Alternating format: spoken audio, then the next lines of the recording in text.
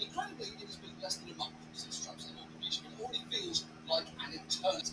In just the past 4 weeks, he's pardoned or commuted the sentences of January 6 rioters, withdrew the US from both the Paris Accords and the WHO, announced plans to take over Gaza, issued an executive order trying to undo birthright citizenship, blamed the fatal DC plane crash on DEI, renamed the Gulf of Mexico the Gulf of America, responded to fires in LA County by releasing billions of gallons of water to California's Central Valley, 150 miles away, replaced a four-star general with the host of Fox and Friends as Secretary of Defense, and announced 25% tariffs on Canada and Mexico, a move prompting Canadians to do this.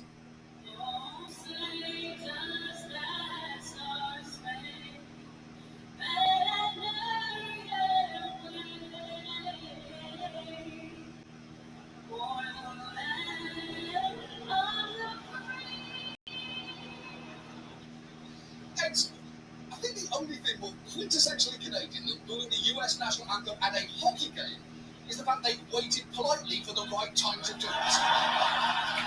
Part of Trump's rationale for his tariff threat was that Canada wasn't doing enough to stop the flow of fentanyl into the US, even though the total amount intercepted at the Canadian border last year was just 43 pounds, or roughly 0.2% of all US border fentanyl seizures. Trump quickly paused those tariffs after claiming that he won concessions from Canada. When a Republican congressman tried to repeat that talking point on CNN, he ran into a slight problem.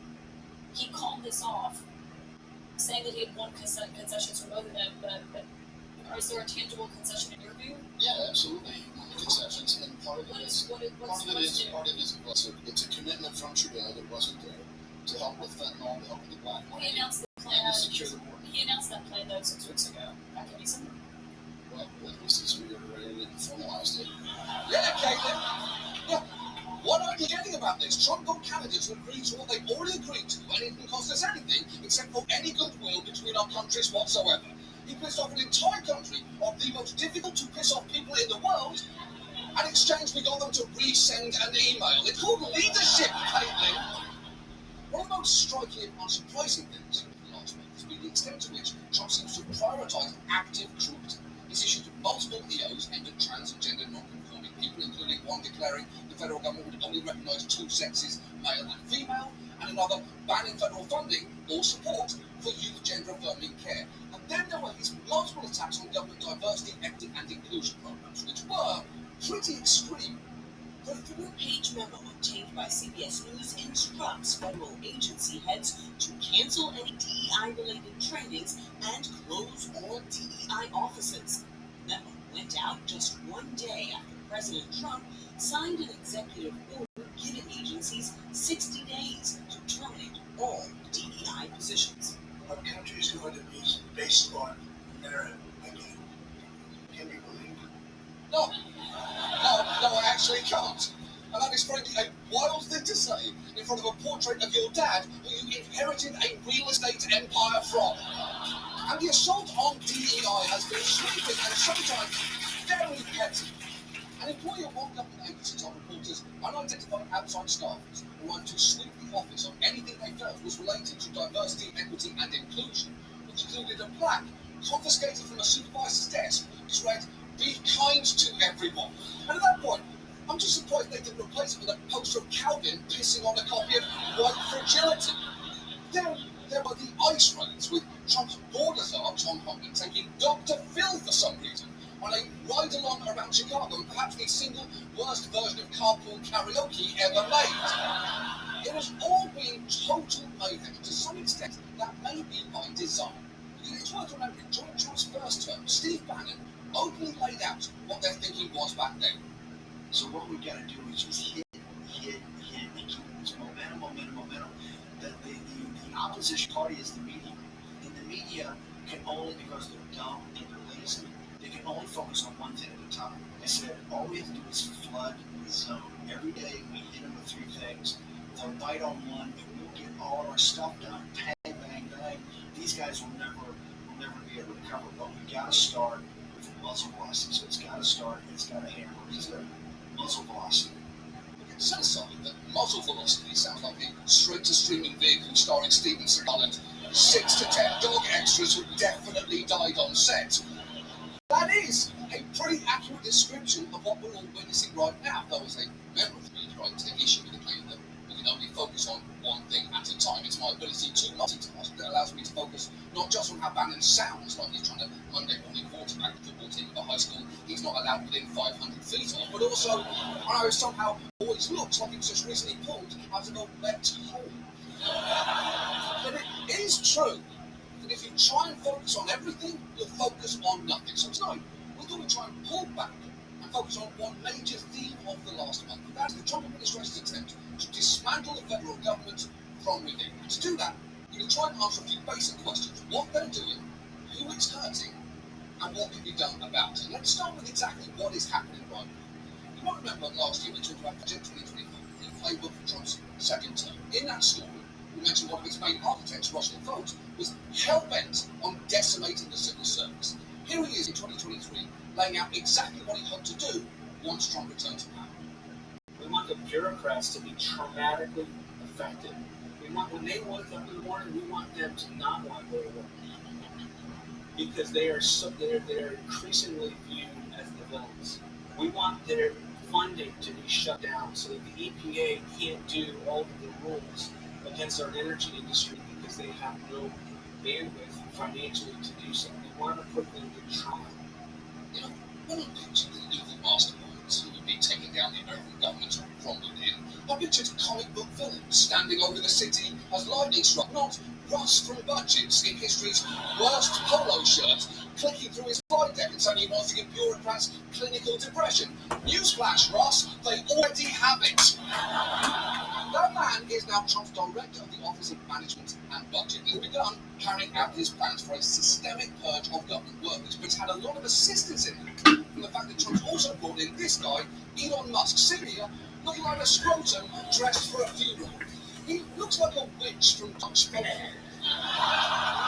Musk's self-invented Department of Government Efficiency, or DOGE, has been trying to eliminate federal workers, sometimes in alarmingly blunt ways. One of the administration's early moves was to send out an email offering many a deferred resignation where they can quit their jobs and get paid through September or stay and risk being laid off, which is already bizarre. And setting aside whether it's even a real or legal offer, take this money now or risk being eliminated. Isn't how you run the federal government, it's how you run beast games. But for some workers, it's gone well beyond just getting an email. There have been mass firings, and Musk has hired a team of young aides to assist in downsizing the government, some of whom have physically stationed themselves in government offices, as this federal worker explains. My colleagues are getting 15 check-ins with 1940 college graduates asking to justify their resistance. One of Musk's top lieutenants, his wife, young child, got shacked up on the 6th floor of our agency and now living here. Yeah, it is madness. Imagine being a federal worker and having to listen to a guy who wasn't alive for 9/11, Shrek 1 or Shrek 2. Saying to you, you're being downsized, please leave this office which is now my bedroom. Also, can you please buy me a beer? And all of this is bad enough before you get to the fact that Musk's team includes members with, shall we say, checkered employment histories. Another Doge worker, Edward Corstein, who called himself Big Balls on social media, was fired from an internship with a data security firm called Path Network in 2022, accused of leaking information to a competitor. A spokesperson telling CNN his contract was terminated after the conclusion of an internal investigation into the leaking of proprietary company information coincided with his tenure. What a fun time to be alive this is. I'm so glad our country is based on merit again, otherwise candidates like Big Balls the fired intern might have been overlooked. And it gets worse because it's been reported that Big Balls at one point started a website allowing users to redirect to content on the site by creating shitposting URLs, including names like childporn.store and kkkiscool.club. And I never thought I'd say this, but I expected better of Big Balls. Or as he's now known, Senior Advisor at the State Department and Department of Homeland Security.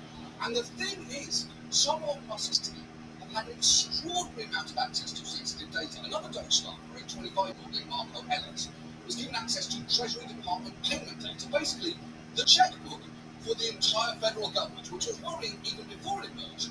But within the past year, he tweeted things like, "Normalize Indian hate, you can pay me to marry outside my ethnicity," and I just want a eugenic immigration policy. Is that too much to ask? And those are some bad tweets. And not even the fun kind. You know, I mean, Breaking Bad's Dean Norris tweeted out sex gifts.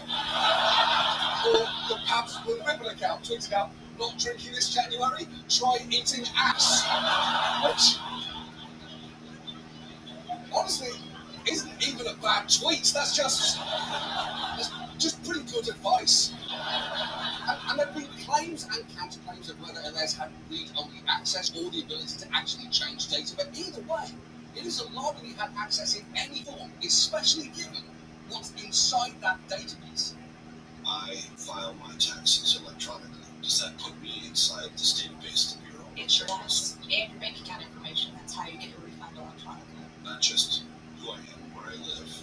How much you made, how much your refund is. All of that is in there. Absolutely. The most private, sensitive data about American citizens all sits in the Bureau of Fiscal Service and the Treasury Payments ecosystem. That is definitely not information I want in the hands of Elon's gang. But if I may, a little correction, the most private, sensitive data about American isn't their bank account information. It is their Google search history. Although, having said that, I am pretty sure that most American search history over this last month was a mix of what the fuck is happening? What is a Doge?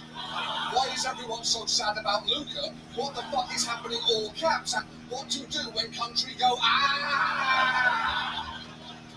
It's frankly no wonder an internal email from the Treasury Department's Threat Assessment Unit said allowing Elon's deep access was the single greatest insider threat risk the Bureau of the Fiscal Service has ever faced. And when pressed on the obvious risks here, Kristi Noem, Trump's Director of Homeland Security, had a weirdly blasé answer. I remember a time when Republicans were very careful about and worried about the government, particularly under the people having access. That's a reasonable thing. Yeah.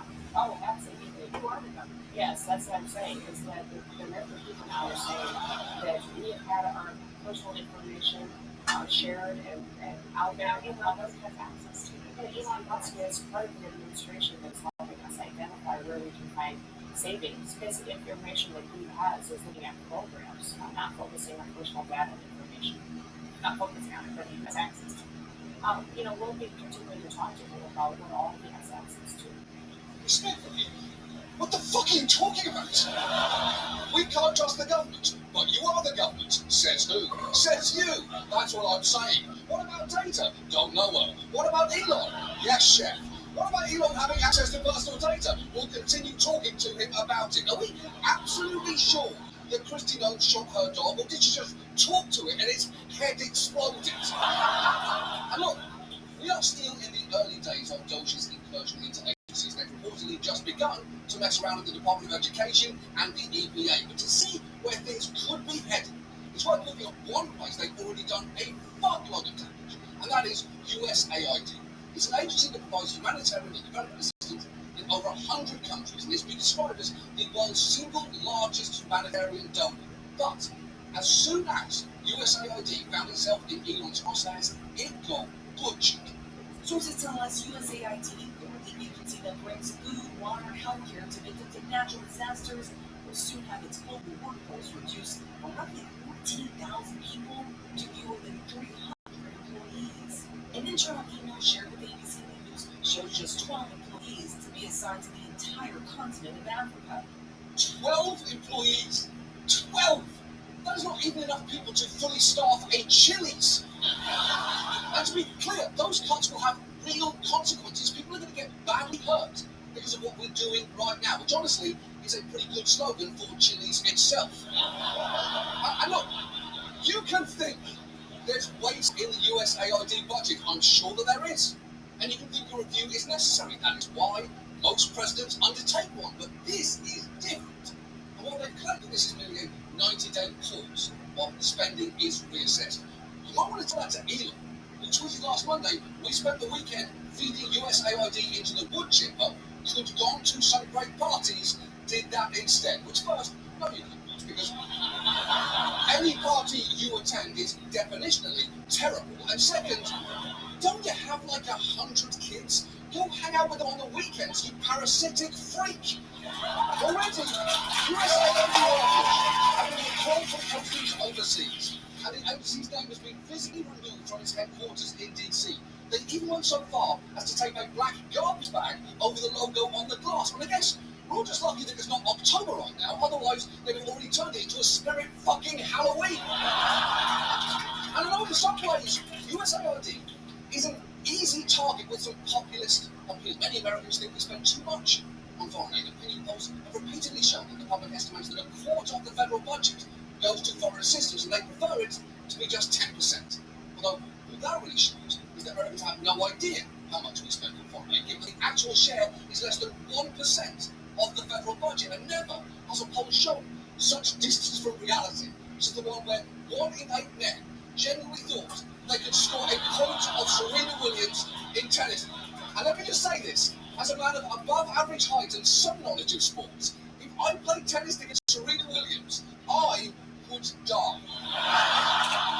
And look, to be clear, we get a lot in return for that minor investment. First, it's the thing to do, but on top of that, it's also in our self-interest. Just one of the things they're involved in is disease prevention overseas. You may remember a few years ago, we realised that viruses don't tend to respect borders.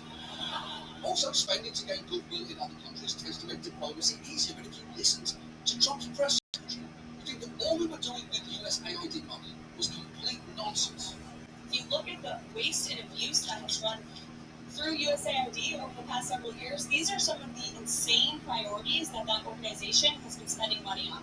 $1.5 million to advance DEI in Serbia's workplaces, $70,000 for a production of a DEI musical in Ireland, $47,000 for a transgender opera in Colombia, $32,000 for a transgender comic book in Peru.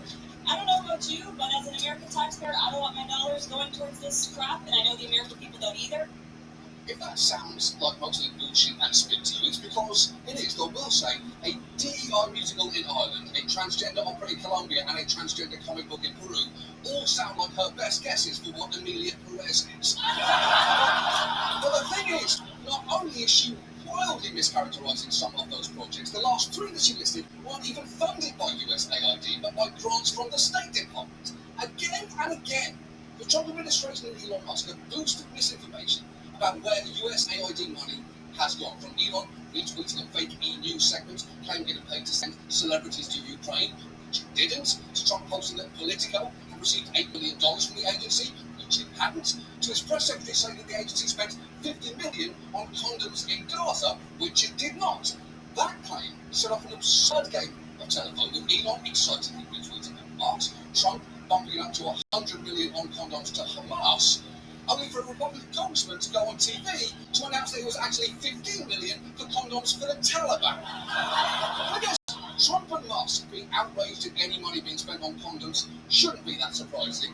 These are two men who seem like they've said, but it just doesn't feel the same, more often than they've said their own fucking names. And again, none of that was real.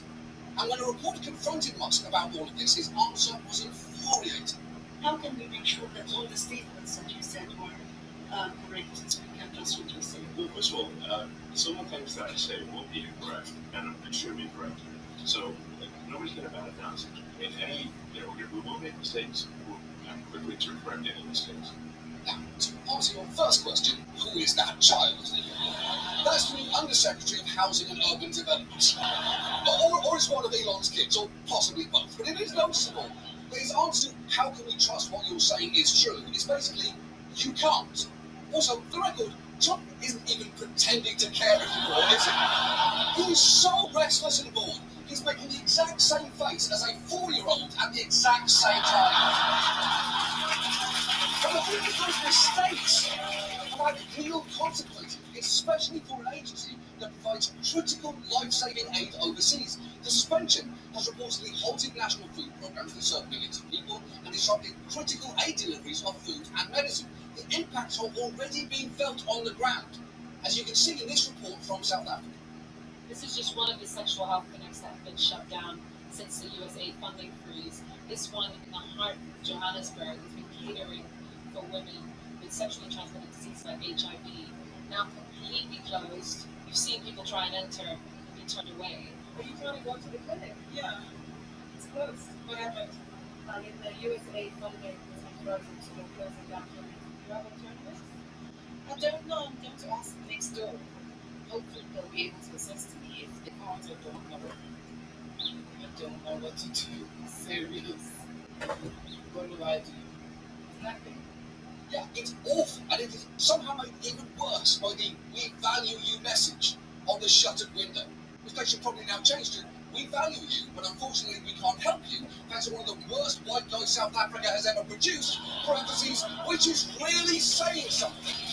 Now, after throwback to all this, the Trump administration announced they've given limited waivers for some life-saving programs, but unfortunately, thanks to the sheer confusion over who is even eligible, the waivers have not resulted in the resumption of many vital programs, and that is what they don't seem to get about shutting down work like this. Even if the forces get turned back on completely, which they almost certainly won't, huge damage will still have been done. For instance, USAID funds things like antiretroviral treatments that prevent HIV being transmitted to babies before, during, and after birth.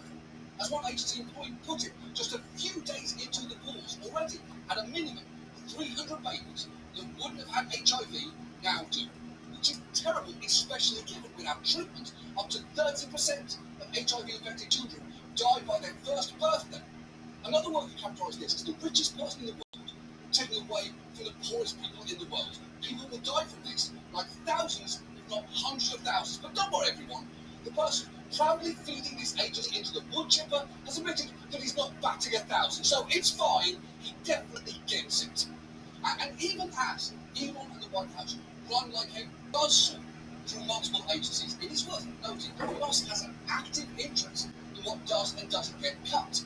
His companies have as many as 100 contracts with 17 different federal agencies. SpaceX alone holds about $22 billion in government contracts, and his companies are regulated by some of the very agencies now under attack. At least 11 agencies have more than 32 continuing investigations, pending complaints, or enforcement actions into Musk's companies.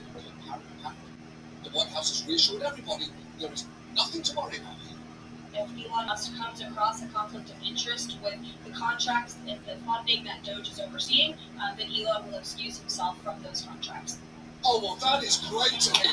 Thank goodness for that. Although I will say, as a public policy professor pointed out, self-determination of a conflict of interest is itself a conflict of interest, which is both true and something you probably shouldn't need a professor to tell you. I could have told you that, and I'm not even a public policy professor. I just look like this. This all feels incredibly fast and head-spinningly. It is genuinely hard to summarise how overwhelming all of this feels. And honestly, the best encapsulation I've seen of this particular moment so far didn't come from an academic or a reporter. It came from this guy.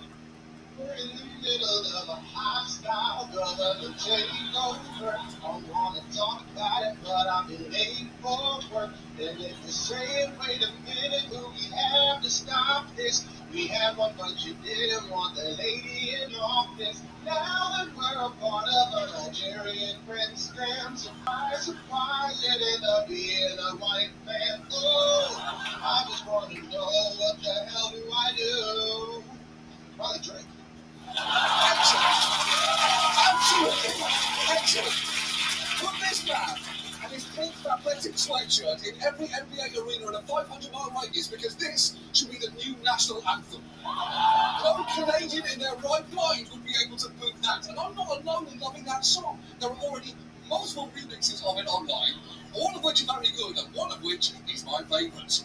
In the middle of a hostile takeover. I wanna talk about it, but I'm late for work. And if we can't wait a minute, we have to start this. We have to make you feel like the lady in your office. I'm calling it now Song of the Summer. But in that excellent song, that guy actually addresses our final question tonight, namely, what the hell do we do? Is anyone going to stop this? And let's start with the people that you naturally expect the least from, and that is congressional Republicans. Technically, what Trump is doing right now is usurping Congress's power over the purse, but they don't seem that upset about that, like Johnson has punted, saying if they are executive branch agencies, the executive branch is in charge of them, and others like Senator John Kennedy have acted actively cheered on Trump at Musk in the grossest possible way. Let me try to put all this in context for you. I'm like omelets. I mean, I'm really like omelets. I could eat an omelet in every week.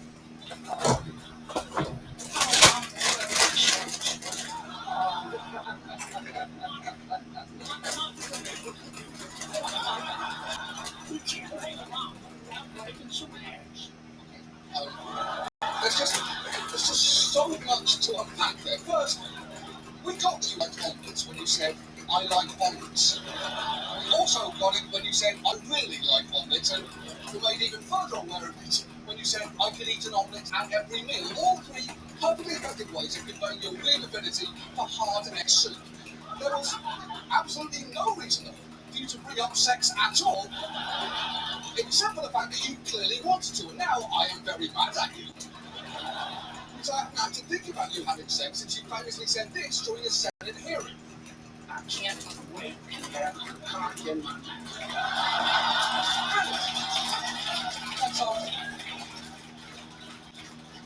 That's a lovely offer, but as we've already established, there's probably half a dozen eggs in there. How on earth is it going to fit?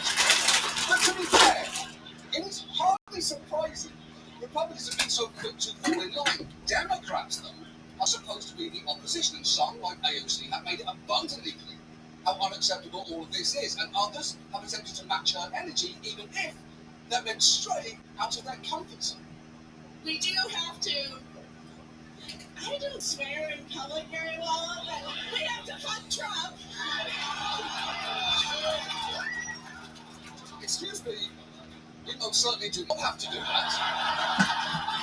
I believe that law doesn't take effect until at least his third term, and I've got to say, there is something genuinely charming about a non-cursor deciding that this is the moment to start. It's a pretty moving distillation of where we are right now, that a reserved 52-year-old Oregonian is like, you know what? It's fuck time. But unfortunately, when it comes to congressional Democratic leaders, they've sometimes shown far too little stomach for the fight. In the early days of the Trump presidency, when a reporter asked Dick Durbin who would be leading the charge against Trump, he replied, I can't answer that. Give us a little time. This is brand new. But the thing is, it is definitionally not new. The presidency is not new. This man is not new. All of this was possible to prepare for. We've literally known there was going to be a 2024 election since 1789. But maybe the clip that sums up Democratic leadership the best right now is this.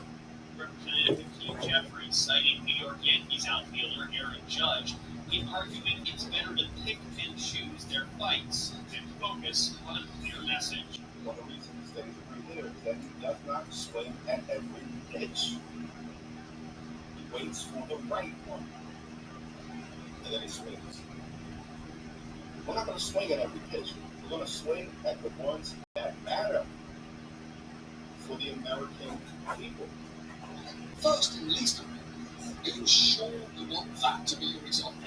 A guy who hit 184 in the postseason as his team lost the World Series in 5 games because he played bad defense? Is that really the analogy that you want to use here? Don't be mad at us. We're just like a baseball player on the most hated team in America who absolutely shit the bed in the most high-stakes situation imaginable. But much more importantly, we're going to swing at the ones that matter for the American people. Who is that exactly? Is it trans people getting denied healthcare and bullied out of public existence? Is it immigrant families being terrorized by ICE, or thousands of civil servants being harassed out of their jobs? Please, just let us know who you think is worth swinging for, because it looks to me like you are striking out looking right now. And look, if you have a representative who's dragging their feet, I do think calling to yell at them has some value at the very least.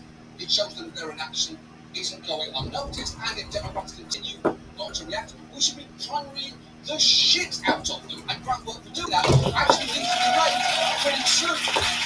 But so far, the best backstops for all this have been outside of the legislative branch. In some cases, Democratic state AGs have banded together to file lawsuits, and courts have stopped or slowed some of Trump's most damaging moves, with even judges appointed by Trump pushing back. Just this week, the DOJ announced plans to drop their case against New York Mayor Eric Adams, saying if charges were dismissed, he'd be better able to help with immigration